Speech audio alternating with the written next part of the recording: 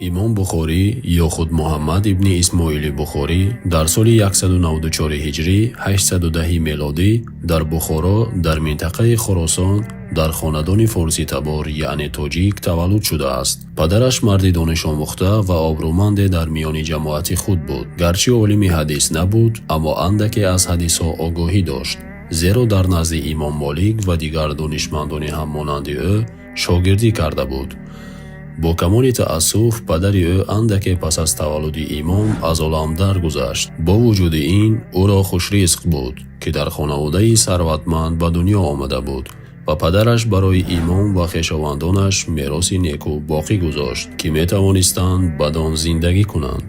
аз ҳамон ҳувони кӯдакӣ имом Бухорӣ тифли зираки виҷахисоле буд ва ҳамеша дар миёни ҳамсолонаш саромад буд ва дар ҳар коре ки барои эшон душвор ва имконнопазир буд ба осонӣ комёб мегашт. ҳанӯз дар кӯдакӣ хобе дида буд ки дар пешгоҳи паёмбар Муҳаммад истода аз ӯ магас меронд ва мекӯшид паёмбар саллаллоҳу алайҳи васалламро ҳимоят кунад. чун ин хобро ба шайхе дар миён ниҳод, он шайх ба ӯ гуфт, ки имом Бухорӣ ҳадисҳои сохтаро аз ҳадисҳои саҳеҳ ҷудо хоҳад кард, ҳамон гуна ки ӯ магасҳоро аз паёмбари худо дур мекард. аз ин рӯст ки дар синни 12 солагӣ тақрибан 7000 ҳадисро бо тамоми силсила ровиёнашон аз бар намуд ва то синни 14 солагӣ ӯ ҳамаи ҳадисҳоеро ки дар Бухоро пайдо карда метавонист аз бар кард. то он замон ӯ аз тамоми олимони номвари вилояти худ таълим гирифта ва баҳрманд шуда буд ва чун ҳамроҳи модару бародар барояш имконияти сафар ба Макка фароҳам омад, ӯ натавонист аз он чашмпӯшӣ кунад. дар он замон Макка бо олимони маъруфе ки дар он дарс медоданд машҳур буд ва чун модару бародараш азми бозгашт ба хона карданд, имом Бухорӣ дархости дар он ҷо мондан кард, то аз дарёи илми ин олимон ҷомҳои дониш бинӯшад ва илми эшонро комилан аз бар кунад. беш аз 10 сол имом Бухорӣ дар ҳалқаҳои дарсии олимони Макка ва Мадина ба сар бурд ва бо вуҷуди ҷавонӣ тамоммандии баланди илмии худро нишон дод. дар синни 18 солагӣ ӯ нахустин китоби худро таълиф кард, ки он на танҳо китоб, балки асари 9 ҷилда аст, ки ба илму риҷол, ба илми шинохти ривоятгарон тааллуқ дорад. ин асар муфассалтарин бунён дар арасаи ҳадисшиносист, ки зиндагиномаи ровиёни ҳадисҳоро дар бар мегирад.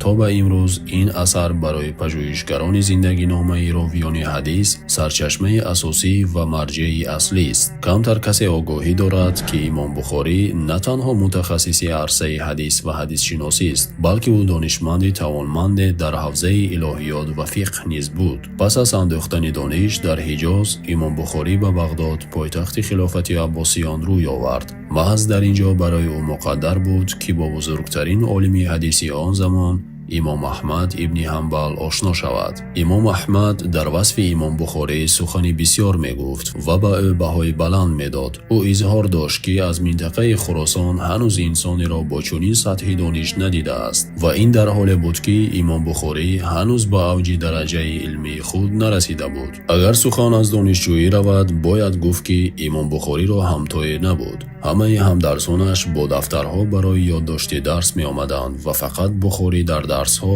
бо дастони холӣ менишаст ва танҳо гӯш мекард ва ҳамаи қайдҳои худро дар хотира нигоҳ медошт. аксар вақт Бухорӣ устодони худро аз рӯи ҳифзи худ ислоҳ ва тасҳеҳ мекард. дар бораи ҳофизаи шигифтангези ӯ ҳама огоҳ буданд. бори олимон қарор доданд, ки ҷамъ шаванд ва ҳифзи ӯро бисанҷанд, ки ин ҳама овозаҳо дар бораи ҳифзи қавии ӯ то чӣ андоза дурустанд. онҳо имомро ба ҳалқаи муҳаддисин дар масҷиди ҷомеи Бағдод даъват карданд. олимон 100 ҳадисро дар назди имом хонданд, аммо ӯ таваққуъ надошт, ки муҳаддисон амдан силсилаи ровиёнро бо матнҳои ривоятҳо дар ҳам омехтаанд.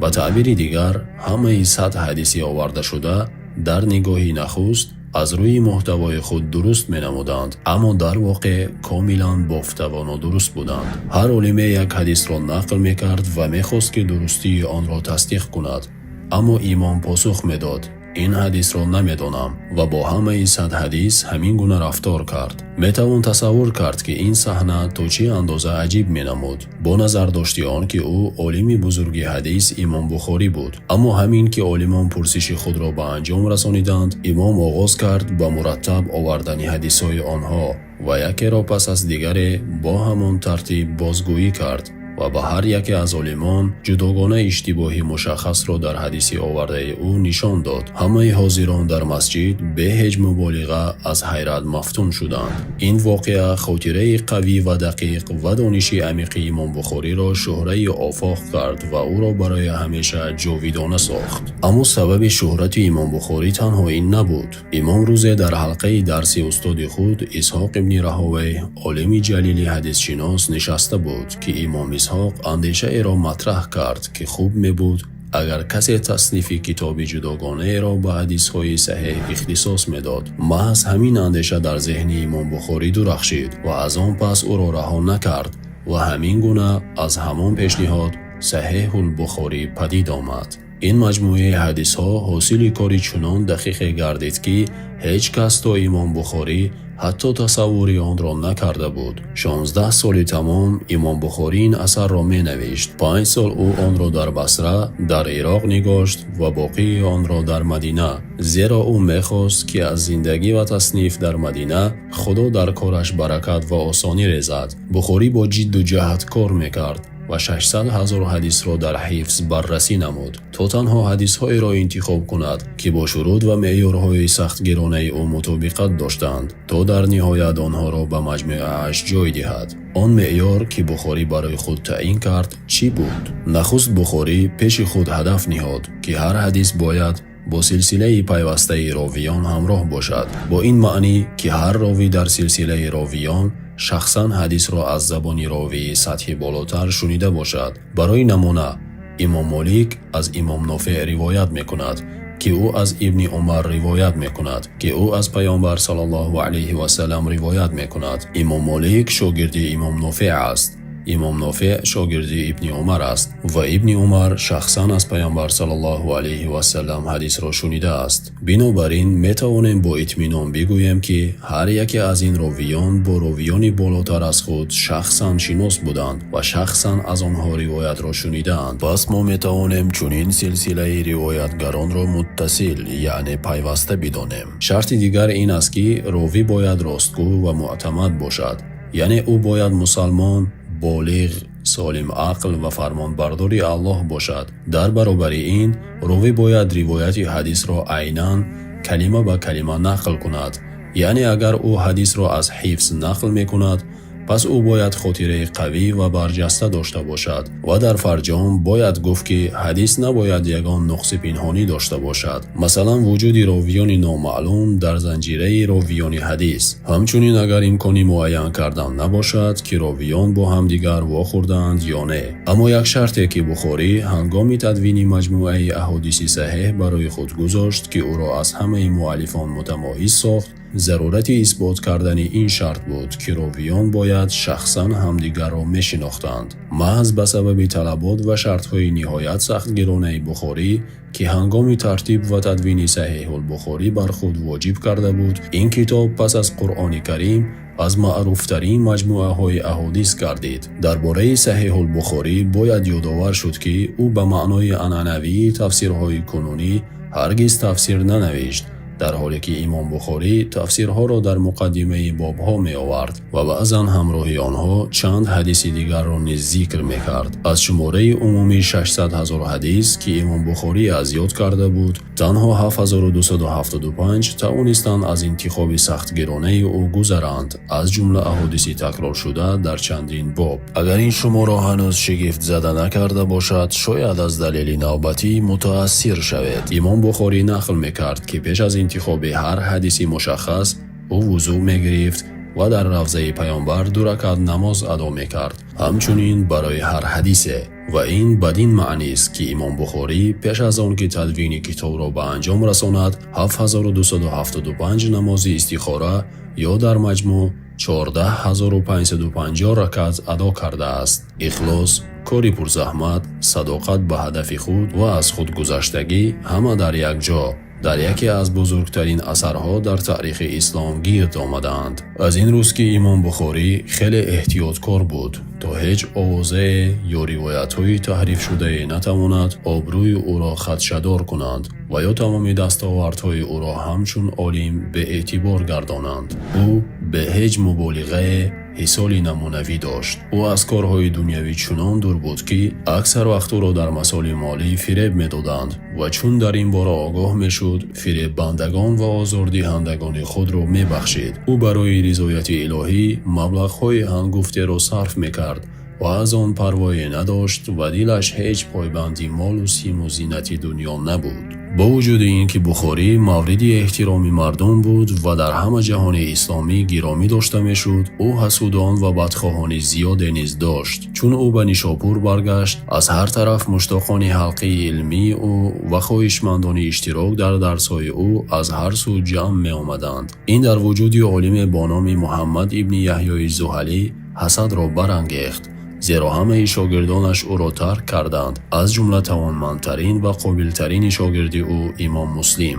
امام زحلی به امام بخاری تهمت بست که او بدعتکار است و قرآن را مخلوق میگوید. او همگان را دعوت کرد که از درس‌های او دست کشند. با علت این فتنه مردم جاهل ضد امام بخاری شوریدند تا حدی که قصد جان او را کردند. با توجه به اینکه امام زحلی که آتش این فتنه را افروخت در نیشاپور از امامان بزرگ حدیث بود و مورد احترام خاص و عام، امام بخاری از این رویداد فتنه انگیزانه سخت آزرده شد و از نیشاپور نیز رخت سفر بست. بعد چند مدت هجرت امام بخاری به بخارا برگشت. حکیم بخارا امام بخاری را به قصر خود دعوت کرد و از او درخواست کرد که به فرزندان او درس حدیث بدهد. امام مؤدبانه این پیشنهاد را رد کرد و گفت دانش به پیش کسان نمی رود، بلکه دانش را به سویش می روند. برای بیشتری مردم این روزگار که چیزی آموختند در دربار شاه، خانه وزیر، حتی سرای تاجر،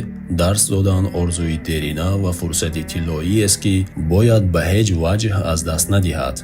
اما امام بخاری به شیوه دیگر به حاکم بخارا این معنی را تلقین کرد که در آموختن دانش چی فرزند شاه و چی فرزند فقیر یکسانند و من علمی را که از برای خدا سالها رنج کشیدم و گرد آوردم برای نشستن در کاخ و مزد تقاضا کردن از اهل منصب نآموختم تا آن را در قصر به فرزند شاه به فروش گذارم و فرزندان بینوایان را در مسجد به علم رها کنم. حاکم سخت خشمگین بود و در همه جا آوازه ها پهن شدند که حاکم امام بخاری را از بخارا تبعید و راندن می‌خواهد. وضعیت چنان متشنج شد که در روز عید فطر بخاری قرار داد خانه خود را ترک کند و رهسپار سمرقند شود. چون به نزدیکی دهه خرتنگ سمرقند رسید گفت ای الله، این زمین با وجود فراخی آن برای من تنگ شده است. اگر تو چنین میشماری که برای من بهتر است که این دنیا را ترک کنم،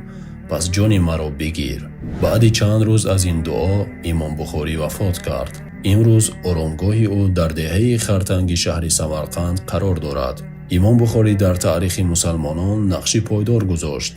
حافظه خداداد او شگفت انگیز و افسانوی بود. طبق ارزیابی های معاصر او حافظه تصویری یعنی فوتوگرافی داشت و این عطای نادر از جانب الله است که به هر کس داده نمی شود. امام برای ما نیز نصیحت گذاشت درباره آنکه بهترین راهی از یاد کردن حدیث ها کدام است که هر کس می تواند از آن استفاده برد. او گفت بهترین اصول به یاد سپردن حدیث ها این تطبیق آنها در عمل است. من از الله طلب میکنم که به امام جلیل محمد ابن اسماعیل بخاری را رحمت کند و ما را در زمره آنهای گرداند که همیشه به سنت پیامبر صلی الله علیه و سلم پیروی میکنند. آمین.